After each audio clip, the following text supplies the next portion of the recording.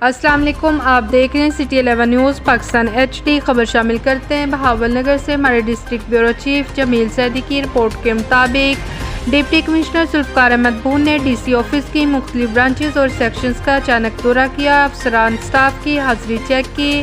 انہوں نے افسران سٹاف کو ہدایت کی کہ وہ دفتری اوقات کی پابندی کو یقینی بنائیں اور ڈسپلن کو اپنا شعار بنائیں، اور جو افسران عملہ وقت کی پابندی نہیں کرے گا اس کے خلاف بلا تاخیر کارروائی کی جائے گی۔ ڈپٹی کمشنر نے ہدایت کی کہ تمام برانچز میں سائلن کے مسائل کو حل کیا جائے اور کوئی کیس زیر التوا نہ رکھا جائے، عوام الناس کے کام کو فوری حل کیا جائے۔ انہوں نے اس موقع پر صفائی کے نظام کو بہترین بنانے کی بھی ہدایت کی۔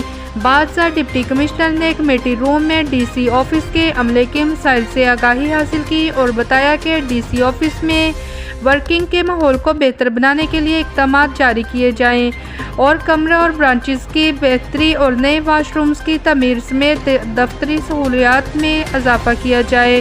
انہوں نے ہدایت کی کہ تمام عملہ افسران عوام کی خدمت کے لیے محنت کرے اور پبلک سروس ڈلیوری میں نمایاں بہتری نظر آنی چاہیے۔ مزید خبروں کے لیے دیکھتے رہیں سٹی 11 نیوز پاکستان HD۔